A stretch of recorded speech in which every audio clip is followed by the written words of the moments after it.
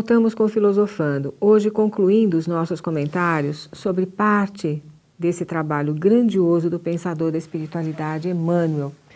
E chegamos à conclusão do quanto é e sempre será imprescindível o seu pensamento entre nós.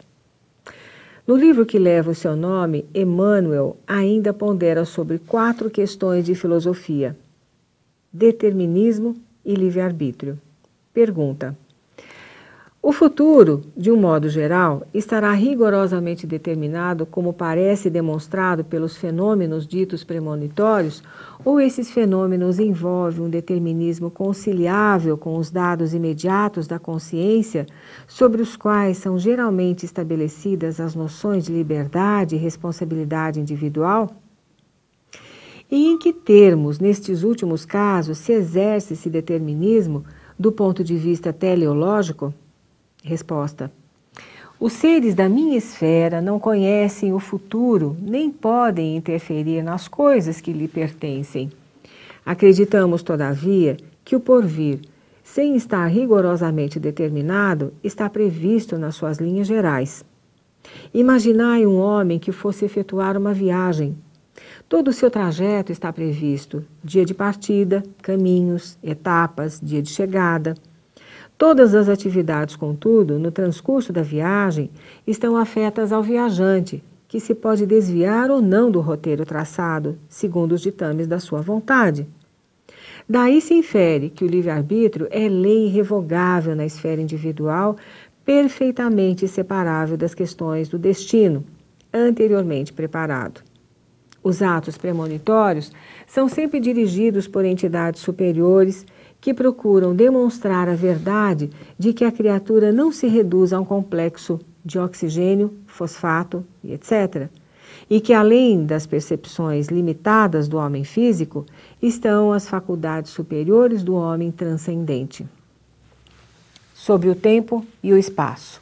Pergunta: o espaço e o tempo serão apenas formas viciosas do intelecto, ou terão uma expressão objetiva no esquema da realidade pura? E neste último caso, quais serão as relações fundamentais entre espaço e tempo? Resposta: no esquema das realidades eternas e absolutas, tempo e espaço não têm expressões objetivas. Se são propriamente formas viciosas do vosso intelecto, elas são precisas ao homem como expressões de controle dos fenômenos da sua existência. As figuras, em cada plano de aperfeiçoamento da vida, são correspondentes à organização através da qual o espírito se manifesta. Sobre espírito e matéria. Pergunta: será lícito considerar-se espírito e matéria como 2 estados alotrópicos de um só elemento primordial, de maneira a obter-se a conciliação das 2 escolas perpetuamente em luta, dualista e monista, chegando-se a uma concepção unitária do universo? Resposta: é lícito considerar-se espírito e matéria como estados diversos de uma essência imutável, chegando-se desta forma a estabelecer a unidade substancial do universo. Dentro, porém, desse monismo físico-psíquico perfeitamente conciliável com a doutrina dualista, faz-se preciso considerar a matéria como estado negativo e o espírito como estado positivo dessa substância. O ponto de integração dos 2 elementos estreitamente unidos em todos os planos do nosso relativo conhecimento ainda não o encontramos. A ciência terrena, no estudo das vibrações, chegará a conceber a unidade de todas as forças físicas e psíquicas do universo. O homem, porém, terá sempre um limite nas suas investigações sobre a matéria e o movimento. Esse limite é determinado por leis sábias e justas, mas cientificamente poderemos classificar esse estado inibitório como oriundo da estrutura do seu olho e da sua insuficiência das suas faculdades sensoriais. Sobre o princípio de unidade. Pergunta: todos nós temos consciência dos princípios de unidade e variação, ou de universalidade e individualidade, que funcionam juntos em nosso mundo. Onde se encontra o ponto de interação ou lugar de reunião desses 2 termos opostos?